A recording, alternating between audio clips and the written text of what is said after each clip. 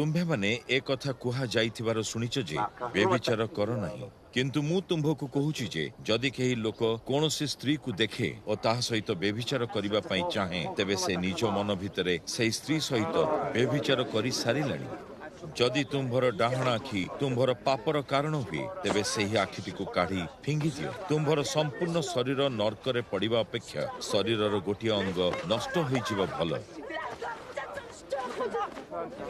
जदि तुम्भर डाहण हाथटी तुम्भ पापर कारण हुए ताकू काटी फिंगी दियो, कारण तुम्भर संपूर्ण शरीर नरकरे पड़िबा अपेक्षा शरीरर गोटिए अंग नष्ट होइजिबा भल।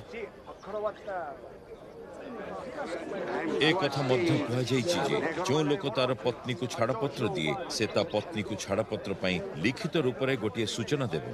किंतु मु तुम्भ माननकु कहूछि जे जदि केही निजर पत्नी को छाड़पत्र दिए से ताहाकु बेविचार दोष रे दोषी करिथाय। जदि ताहार पत्नी अन्य व्यक्ति सहित यौन संपर्क रखिथाय तेबे केवल से ताहाकु छाड़पत्र देई परिबो। जदि कोनोसी लोक छाड़पत्र पाइथिबा सेही पत्नी को विवाह करे तेबे से मध्य बेविचार पापर दोषी हुए। एक कथा तुम्भे सुनिच जे आम्भर पूर्व पुरुष माननकु कुहा जाइथिला तुम्भे माने करिथिबा प्रतिज्ञा केबे हेले भांग नाही और प्रभुଙ୍କ उद्देश्य रे सेही सब पालन करो। किंतु मु तुम्भको कहूची जे आदौ प्रतिज्ञा कर नाही, स्वर्गर नाम रे प्रतिज्ञा कर नाही कारण ताहा परमेश्वरଙ୍କ सिंहासन, पृथ्वी नाम रे प्रतिज्ञा नियो नाही कारण ताहा परमेश्वरଙ୍କର पादपीठ, जेरुसालेम नाम रे प्रतिज्ञा नियो नाही कारण ताहा परमेश्वरଙ୍କର नगरी, निज मुंड छुई प्रतिज्ञा नियो नाही कारण तार गोटे बालक भी तुम्हें कला बा धला करि परिबो नाही। जदि तुम्हें ठीक मने करूछ तेबे हाँ कह एवं तुम्हें जदि भूल बोली मने करूछ तेबे ना कह। हाँ बा ना ठारू अधिका विषय पापात्मा ठारू आसीथाय। तुम्भे सुनिच जे एक कथा कह जाइछि आखि बदल रे आखि और दांत बदल रे दांत।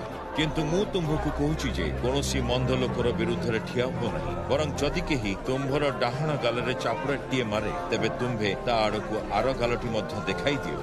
जदि केही तुम्भ विरुद्ध रे विचारालय रे मोकदमा करी तुम्भर कुर्ताटी नेबाकू इच्छा करे तेबे तुम्भे ताकू तुम्भर चादरटी मध्य देई दियो। जदि केही तुम्भकू ताहा सहित गोटिए कोस चालिबाकू बाध्य करे तेबे तुम्भे ताहा सहित दुई कोस चाली जाओ। जदि केही तुम्भकू किछि मागे तेबे ताहाकू दियो। केही जदि तुम्भठारू धार नबाकू इच्छा करे तेबे ताहाकू मना करो नाही। तुम्भे सुनिच जे एक कथा कहा जाइछि तुम्भर पड़ोसी को प्रेम कर और शत्रु को घृणा कर। किंतु मु कहूछि तुम्भे तुम्भर शत्रु को मध्य प्रेम कर, तुम्भकू जातना देउथबा लोकमानक पई प्रार्थना कर। ताहा हेले तुम्भे स्वर्ग रे रहुथबा परम पितांक यथार्थ संतान होई परिबो। परम पिता भल लोक और मंद लोक उभयଙ୍କ उपरे ताहांक सूर्य उदित करंती। से भल काम करुथबा लोक और मंद काम करुथबा लोक उभयଙ୍କ उपरे वर्षा वर्षांती। जो माने तुम्भकू प्रेम करिसंती तुम्भे जदि केवल सेही मान को प्रेम करिवो तेबे तुम्भे माने कोनोसी पुरस्कार पाइबो नाही। एपरिकी कर आदायकारी माने मध्य एहा करंती। जदि तुम्भे केवल निज भाई बंधु माननकु नमस्कार कर तेबे तुम्भे अन्य मानक ठारू कोन अधिक कल?